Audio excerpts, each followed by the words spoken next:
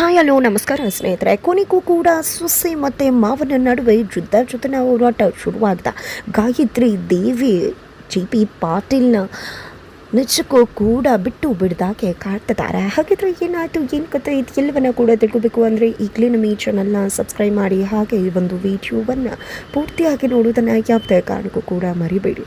ಇಲ್ಲಿ ಭಾರ್ಗವಿ ಅರ್ಜುನ್ ಜೊತೆ JP ಮನೆಗೆ ಬಂದಿದ್ದಾರೆ. JP ಮನೆಗೆ ಭಾರ್ಗವಿ ಬರ್ತಿದ್ದಾಗೆ ಎಲ್ಲರೂ ಕೂಡ ಯಾವುದೇ ಕಾರಣಕ್ಕೂ ಭಾರ್ಗವಿ ಮನೆ ಒಳಗಡೆ ಕಾಲು ಇಡಬಾರ್ದು, ಇವಳಿಗೆ ಏನಿದೆ ಯೋಗ್ಯತೆ ಅಂತ ಹೇಳ್ತಿದ್ದಾರೆ. ಇತ್ತ ಕಡೆ JP ಕೂಡ ಬಂದು ಭಾರ್ಗವಿಯನ್ನು ಮನೆಗೆ ಸೇರಿಸ್ಕೊಳ್ಳೋದಿಲ್ಲ ಅಂತ ಹೇಳ್ತಾರೆ.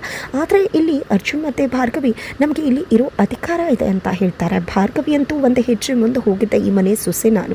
ಅರ್ಜುನ್ ಅವರು ನನ್ನ ಕುತ್ತಿಗೆಗೆ ತಾಳಿ ಕಟ್ಟಿದ್ದಾರೆ, ಈ ಮನೆಯಲ್ಲಿ ಇರಬೇಕಾಗಿರೋ ರೈಟ್ಸ್ ನನಗಿದೆ. ಜೊತೆಗೆ ರವೀಂದ್ರ ಭಟ್ಕಳ್ ನನ್ನ ತಂದೆ, ಅವರ ಕೊನೆಯ ಆಸೆ ಕೂಡ ನಾನು ಇಲ್ಲಿ ಇರಬೇಕು ಅನ್ನೋದೇ ಆಗಿತ್ತು. ಅದೇ ಕಾರಣಕ್ಕೆ ನಾನು ಇಲ್ಲಿಗೆ ಬಂದಿರೋದು. ಯಾರು ಏನೇ ಹೇಳಿದ್ರು ಕೂಡ ನಾನಿಲ್ಲಿಂದ ಹೊರಗಡೆ ಹೋಗೋದಕ್ಕೆ ಸಾಧ್ಯನೇ ಇಲ್ಲ ಅಂತ ಹೇಳಿ ಭಾರ್ಗವಿ ಮಾತನಾಡ್ತಾರೆ. ಆಗ ಇಲ್ಲಿ ಬೃಂದ, ಸರಿ ಆಯಿತು, ನೀನು ಇಲ್ಲಿರಬೇಕು ಅಂದರೆ ಕೆಲವು ಕಂಡೀಷನ್ಸ್ ಇದೆ, ಆ ಒಂದು ಕಂಡೀಷನ್ಸ್ಗೆ ನೀನು ಒಪ್ಕೊಂಡ್ರೆ ಮಾತ್ರ ನೀನು ಇಲ್ಲಿ ಉಳ್ಕೋಬಹುದು ಅಂತ ಹೇಳ್ತಾರೆ.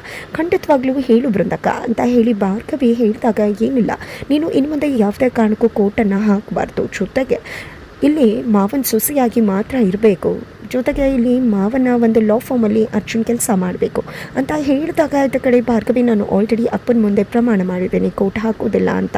ಅದೇ ರೀತಿ ಅರ್ಜುನ್ ಅವರು ಕೂಡ ಖಂಡಿತವಾಗ್ಲೂ ಕೂಡ ಮಾವನ ಲಾ ಫಾರ್ಮ್ಗೆ ಜಾಯ್ನ್ ಆಗ್ತಾರೆ ಅಂತ ಹೇಳ್ಬಿಡ್ತಾಳೆ.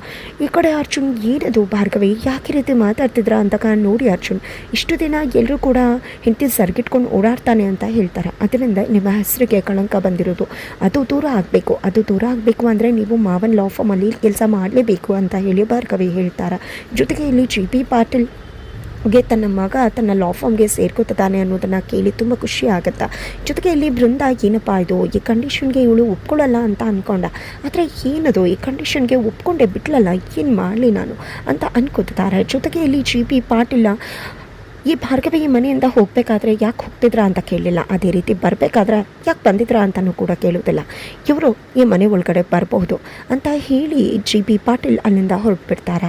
ಈ ಕಡೆ ಮಗ ಬಂದ ಮನೆ ಒಳಗಡೆ ಅಂತ ಖುಷಿ ಪಡಬೇಕು, ಇಲ್ಲ ಭಾರ್ಗವಿ ಮನೆಗೆ ಬಂದಿದ್ದಾಳೆ ಅಂತ ದುಃಖ ಪಡಬೇಕು, ಕೋಪ ಮಾಡ್ಕೋಬೇಕು ಅಂತ ಹೇಳಿ ನಿರ್ಮಲಾ ಪಾಟೀಲ್ ಯೋಚನೆ ಮಾಡ್ತಿದ್ದಾರೆ. ಜೊತೆಗೆ ಸಾಕ್ಷಿ ಜೊತೆ ಕೂಡ ಮಾತನಾಡ್ತಾರೆ. ಆ ಭಾರ್ಗವಿ ಕೂಡ ಅಲ್ಲೇ ಇರ್ತಾರೆ. ನೋಡು ಸಾಕ್ಷಿ, ಇಂಥವನ್ನ ಮನೆ ಒಳಗಡೆ ಸೇರಿಸ್ಕೋಬೇಕಾಗಿದೆ ನೋಡು, ನಮ್ಮ ಅರ್ಜುನ್ ಮನೆ ಮಗ, ಅವ್ನು ಬರೋದ್ರಲ್ಲಿ ಅರ್ಥ ಇದೆ, ಆದರೆ ಇವಳು ಯಾಕೆ ನಮ್ಮನೆ ಒಳಗಡೆ ಬರಬೇಕು, ಇವಳಿಗೇನಿದೆ ಯೋಗ್ಯತೆ, ನಾವು ಬೇಡ ಅಂತ ಹೇಳಿದ್ರು ನಾಚಿಕೆ ಮಾನ ಮರ್ಯಾದೆ ಇಲ್ಲದೆ ಹೇಗೆ ಬಂದು ನಿಂತ್ಕೊಂಡಿದ್ದಾಳೆ ನೋಡು ಅಂತ ಹೇಳಿ ಇಲ್ಲಿ ನಿರ್ಮಲಾ ಮತ್ತು ಸಾಕ್ಷಿ ಮಾತನಾಡ್ತಾರೆ. ಇದರಿಂದಾಗಿ ಭಾರ್ಗವಿ ಸಿಡ್ತಾ ಇರ್ತಾಳೆ, ನನಗೆ ಈ ಮನೆಯಲ್ಲಿ ಇರೋ ರೈಟ್ಸ್ ಇದೆ, ಅದಕ್ಕೋಸ್ಕರನೇ ಬಂದಿದ್ದೀನಿ, ಯಾಕೆ ಈ ರೀತಿ ಎಲ್ಲ ಮಾತನಾಡ್ತಿದ್ರಾ ಅಂತ.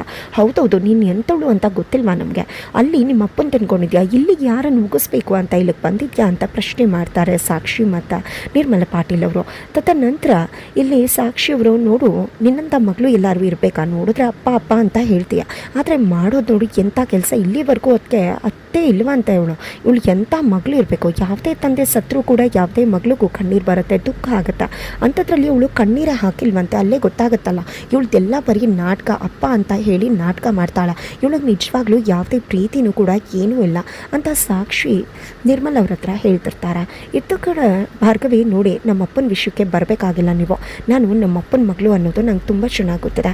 ನನ್ನ ಅಪ್ಪ ಅವರನ್ನು ಯಾರೂ ಕೂಡ ರಿಪ್ಲೇಸ್ ಮಾಡೋದಕ್ಕೆ ಸಾಧ್ಯ ಇಲ್ಲ, ಜೊತೆಗೆ ನಮ್ಮಪ್ಪ ಸತ್ತೇ ಇಲ್ಲ, ಅವ್ರು ನನ್ನ ಮನಸ್ಸಲ್ಲಿ ಈಗಲೂ ಕೂಡ ಬದುಕಿದ್ದಾರೆ ಅಂದಾಗ, ಹೌದೌದು, ನೀನು ಲಾಯರ್ ಆಗೋದ್ರ ಬದಲು ಕವಯಿತ್ರಿ ಆಗಬೇಕಿತ್ತು, ಕವಯಿತ್ರಿ ಆಗಿರೋದ್ರಿಂದಾನೇ ತಾನೇ ಈ ರೀತಿಯಲ್ಲಿ ಸತ್ತಿದ್ರು ಕೂಡ ನನ್ನ ಮನಸ್ಸಲ್ಲಿ ಜೀವಂತವಾಗಿದ್ದಾರೆ ಅಂತೆಲ್ಲ ಮಾತನಾಡ್ತಿದ್ಯಾ ನೀನು ಅಂತ ಹೇಳಿ ಸಾಕ್ಷಿ ಹೇಳ್ತಾರೆ.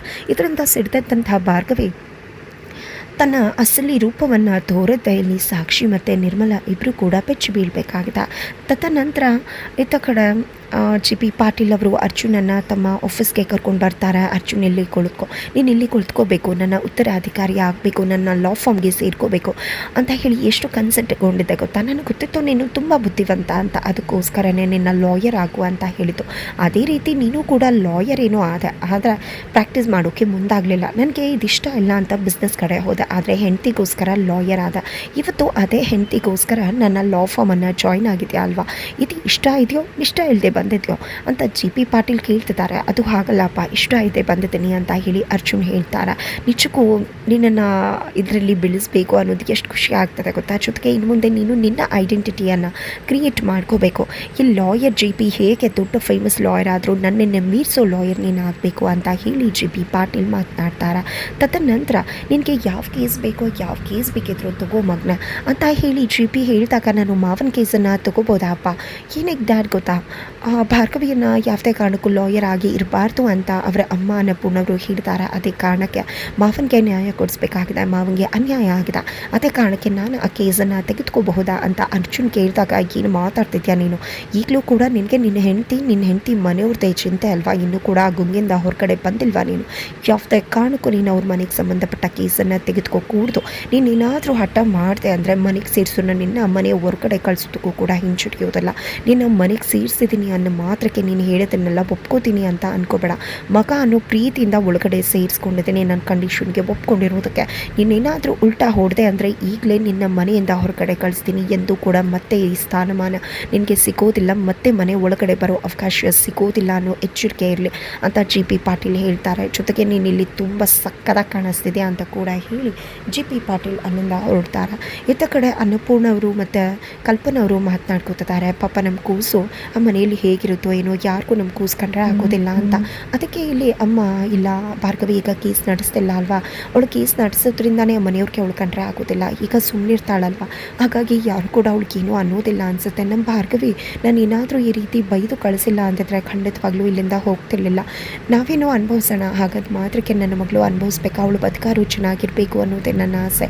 ಜೊತೆಗೆ ನಿಮ್ಮ ಅಣ್ಣ ಬದುಕಿದ್ದಾಗ ನಿಜವಾಗ್ಲೂ ಎಷ್ಟು ಖುಷಿಯಾಗಿದ್ವಿ, ಈಗ ನಿಮ್ಮ ಅಣ್ಣ ಹೋದ ಮೇಲೆ ಕಳ್ಕೊಂಡ್ಬಿಟ್ಟಿದ್ವಿ ಎಲ್ಲವನ್ನೂ ಕೂಡ ಅಂತ ಅನ್ನಿಸ್ತದೆ ಅಂತ ಅನ್ನಪೂರ್ಣ ಅವರು ಹೇಳ್ತಾರೆ. ಆದರೂ ಕೂಡ ಅಣ್ಣಗೆ ನ್ಯಾಯ ಸಿಗಬೇಕಲ್ವಾ ಅಂತ ಭಾರ್ಗವಿನ ಕೇಸೇ ತೊಗೋಬೇಡ ಅಂತ ಹೇಳಿಬಿಟ್ರಿ, ಅಣ್ಣಗೆ ಬಂದಿರೋ ಕಳಂಕ ಅಂತ ಹೇಳಿ ಕಲ್ಪನಾ ಅವರು ಹೇಳಿದಾಗ ನಿಮ್ಮಣ್ಣ ಏನು ಎಂತು ಅನ್ನೋದು ನನಗೂ ಗೊತ್ತದೆ, ಭಾರ್ಗವಿಗೂ ಕೂಡ ಗೊತ್ತದೆ, ಅವಳಿಗೂ ಕೂಡ ಗೊತ್ತದೆ ತನ್ನ ತಂದೆ ಎಂಥ ನ್ಯಾಯವಂತ ಪ್ರಾಮಾಣಿಕ ವ್ಯಕ್ತಿ ಅಂತ. ಅದನ್ನೇನು ಇನ್ನೊಬ್ಬರಿಗೆ ಸಾಬೀತುಪಡಿಸೋ ಅವಶ್ಯಕತೆ ಇಲ್ಲ, ನನ್ನ ಮಗಳು ಬದುಕು ಚೆನ್ನಾಗಿದ್ರೆ ಅಷ್ಟೇ ಸಾಕು ಅಂತ ಹೇಳ್ತಾರೆ.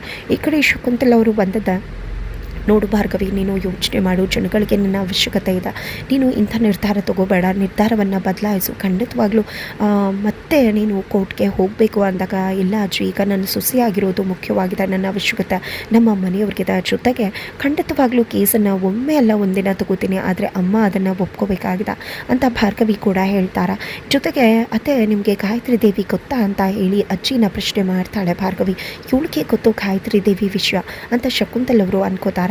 ಅದು ನಿನಗೆ ಗೊತ್ತು ಗಾಯತ್ರಿ ದೇವಿ ಅನ್ನೋರು, ನಿನಗೆ ಗೊತ್ತು ಭಾರ್ಗವಿ ಅಂತ ಅಜ್ಜಿ ಕೇಳಿದಾಗ ಅದು ಯಾರೋ ಜೆ ಪಿ ಮಾವನ ಫ್ರೆಂಡ್ ಹೇಳ್ತಾ ಇದ್ರು ಅಂತ ಹೇಳಿ ಭಾರ್ಗವಿ ಸುಳ್ಳು ಹೇಳ್ತಾಳೆ. ಅದರ ನಡುವೆ ಏನೇ ನನ್ನ ಗಂಡನ ವಿಷಯ ಮಾತಾಡ್ತಿದ್ಯಾ, ಏನು ನನ್ನ ಗಂಡನ್ನು ದೂರ ಮಾಡಬೇಕು ಅಂತ ಅಂದ್ಕೊಂಡ್ಬಿಟ್ಟಿದ್ಯಾ, ಹಾಗೆ ಹೀಗೆ ಅಂತ ನಿರ್ಮಲ್ ಅವರು ಕಿಚ್ಚಾಡ್ಬಿಡ್ತಾರೆ. ಶಕುಂತಲವರು ಏನು ಮಾತಾಡ್ತಿದ್ಯಾ ನಿರ್ಮಲಾ, ಸುಮ್ಮನಿರು ಅಂತಾರೆ.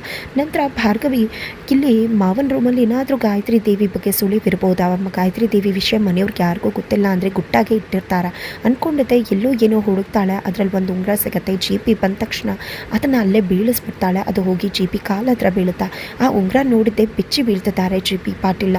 ಆಗ ಇಲ್ಲಿ ಭಾರ್ಗವಿ ಬಂದಿದ್ದೆ, ಮಾವ ನೀವಾಗಲಿ ಅರ್ಜುನ್ ಆಗಲಿ ನಮ್ಮ ಅಪ್ಪನ ಕೇಸನ್ನು ತೆಗೆದುಕೋಬೇಕಾಗಿಲ್ಲ, ನಮ್ಮ ಕಾಲೇಜಲ್ಲಿ ಒಬ್ಬ ಪ್ರೊಫೆಸರ್ ಇದ್ದರು ಗಾಯತ್ರಿ ದೇವಿ ಅಂತ ಹೇಳಿ ಭಾರ್ಗವಿ ಹೆಸರನ್ನು ಹೇಳ್ತಿದ್ದಾಗೇ ಜಿ ಪಿ ಪಾಟೀಲ್ ನಡುಗೆ ಹೋಗ್ತಿದ್ದಾರೆ. ಹಾಗಾದರೆ ಏನಾಗುತ್ತೆ ಮುಂದೆ ತಿಳ್ಕೋಬೇಕು ಅಂದರೆ ಮುಂದಿನ ವೀಡಿಯೋಗೆ ವೇಟ್ ಮಾಡೋದನ್ನು ಮರಿಬೇಡಿ.